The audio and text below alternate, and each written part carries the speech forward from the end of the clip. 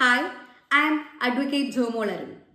20,000 രൂപയിൽ കവിഞ്ഞ പണമിടപാടുകൾ വഴി നൽകിയ കടം നിയമപരമായി പിന്തുണ ലഭിക്കുന്ന ഒന്നാണോ? 20,000-ൽ കൂടുതലുള്ള തുക കടമായോ ഡെപ്പോസിറ്റായോ പണമായി നൽകുന്നത് നിയമപരമല്ല. ഇത്തരം കടങ്ങൾ കോടതി പലപ്പോഴും അംഗീകരിക്കുന്നില്ല. അറിയാം കൂടുതൽ വ്യക്തമായി.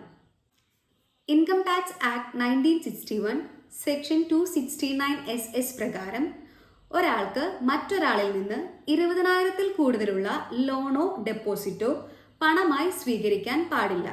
ഈ തുക അക്കൗണ്ട് പേയി ചെക്കോ ഡ്രാഫ്റ്റോ ഇലക്ട്രോണിക് ട്രാൻസ്ഫർ മുഖേന മാത്രമേ സ്വീകരിക്കാവൂ. ഒരു വ്യക്തിയിൽ നിന്ന് തവണകളായി നൽകി ചേരുന്ന പണവും ഈ 20,000 രൂപയിൽ കവിയുകയാണെങ്കിൽ അതും നിയമപരമായി തെറ്റാണ്. ഇതിന് ചില എക്സെപ്ഷൻസ് ഉണ്ട്. സർക്കാർ വകുപ്പുകൾ, ബാങ്കുകൾ, കോർപ്പറേറ്റ് ബാങ്കുകൾ, പോസ്റ്റ് ഓഫീസുകൾ and transactions between certain relationships and here the exception is purely based on the context and scrutiny. ഈ ഒരു നിയമത്തിന്റെ ശിക്ഷ പറയുന്നത് സെക്ഷൻ 271D-യിലാണ്. എത്രത്തോളം രൂപയാണോ 20,000-ൽ കവിഞ്ഞ് പണമായി നൽകിയത് അത്രത്തോളം രൂപ പിഴയായി അടയ്ക്കേണ്ടതായി വരും. Section 269 SS of income tax act 1961 നമ്മളിപ്പോൾ പറഞ്ഞു കഴിഞ്ഞു. ഒരാൾക്ക് മറ്റൊരാളിൽ നിന്ന് 20,000-ൽ കൂടുതൽ ലോണോ ഡെപ്പോസിറ്റോ പണമായി സ്വീകരിക്കാൻ പാടില്ല എന്ന് നമ്മൾ പറഞ്ഞു കഴിഞ്ഞു. ഇതുമായി വളരെ സിമിലർ ആയിട്ടുള്ള മറ്റൊരു സെക്ഷനാണ് section 269T of income tax act. ഈ വകുപ്പ് പ്രകാരം if A person repays his loan or deposit in cash more than 20,000 this section is violated. ഈ ഒരു കാര്യത്തെപ്പറ്റി ഇൻകം ടാക്സ് ആക്ട് 1961 എന്തെല്ലാം പറയുന്നുണ്ട് എന്ന് നമ്മൾ കണ്ടു.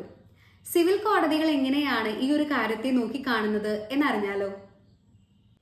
സിവിൽ കോടതിയുടെ കാഴ്ചപ്പാടിൽ തെളിവില്ലാതെ വലിയ തുകയുള്ള കടങ്ങൾ ഒരിക്കലും ന്യായമായ കടമായി കോടതികൾ അംഗീകരിക്കുന്നില്ല.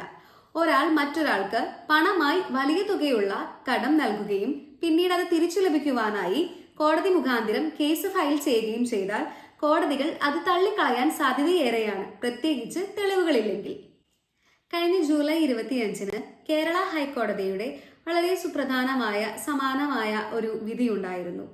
കീഴ്ക്കോടതിയുടെ വിധി പ്രകാരം 9 ലക്ഷം രൂപ പിഴയും 1 വർഷം തടവും വിധിച്ച കോടതിയുടെ ഉത്തരവിനെയാണ് ഹൈക്കോടതി തള്ളിയത്. പ്രതിയുടെ വാദം കോടതിയിൽ ഇപ്രകാരമായിരുന്നു: പരാതിക്കാരൻ 9 ലക്ഷം രൂപ പണമായാണ് നൽകിയതെന്നും അതൊരു അനധികൃത ഇടപാടാണ് എന്നും വരുമാന നികുതി നിയമപ്രകാരം ഇത് അസാധുവായാണ് കണക്കാക്കുന്നത് എന്നുമായിരുന്നു പ്രതിയുടെ വാദം. ഈ ഒരു വാദത്തിനോട് ഹൈക്കോടതി പൂർണ്ണമായി യോജിച്ചു. ക്രിമിനൽ കോടതികൾ ഇത്തരത്തിലുള്ള പണമിടപാടുകൾ ശരീകരിക്കാൻ പാടില്ല എന്നുള്ള കാര്യം കേരള ഹൈക്കോടതി വ്യക്തമാക്കി. രാജ്യത്തിന്റെ പണമിടപാടുകൾ കുറയ്ക്കുന്നതിനുള്ള ലക്ഷ്യത്തിന് വിരുദ്ധമായിരിക്കും ഇത്തരത്തിലുള്ള ഡിസിഷൻസ് എന്ന് ഹൈക്കോടതി പറയുകയുണ്ടായി. ഡിജിറ്റൽ ഇന്ത്യ എന്ന സ്വപ്നത്തിന്റെ ഭാഗമായിട്ടുള്ള ഇത്തരത്തിലുള്ള നിയമങ്ങളെ പ്രോത്സാഹിപ്പിക്കേണ്ടതാണെന്നും കേരള ഹൈക്കോടതി പറഞ്ഞു. ശേഷം ഹൈക്കോടതി പ്രതിയുടെ ശിക്ഷ റദ്ദാക്കുകയും അയാളെ കുറ്റവിമുക്തനാക്കുകയും ചെയ്തു. 20,000-ന് മുകളിൽ കടം കൊടുക്കുന്നവർ അതിന്റെ ചുമതല സ്വയം ഏറ്റെടുക്കേണ്ടതാണെന്നും അതിന് ശരിയായ വിശദീകരണമില്ലെങ്കിൽ ക്രിമിനൽ കോടതിയുടെ വാതിലുകൾ അവർക്കു നേരെ അടഞ്ഞുകിടക്കുന്നതാണെന്നും ഹൈക്കോടതി വ്യക്തമാക്കി. എല്ലാം ഒന്ന് ചുരുക്കി പറയുകയാണെങ്കിൽ, സുരക്ഷിതമായ കടം കൊടുക്കുവാൻ ആഗ്രഹിക്കുന്നുണ്ടെങ്കിൽ അത് ബാങ്ക് വഴിയായിരിക്കുവാൻ ശ്രദ്ധിക്കുക. ഈ വീഡിയോ ഉപകാരപ്രദമാണെന്ന് നിങ്ങൾക്ക് തോന്നിയാൽ സബ്സ്ക്രൈബ് ചെയ്യൂ, ഷെയർ ചെയ്യൂ, ലൈക്ക് ചെയ്യൂ, കമന്റ് ചെയ്യൂ.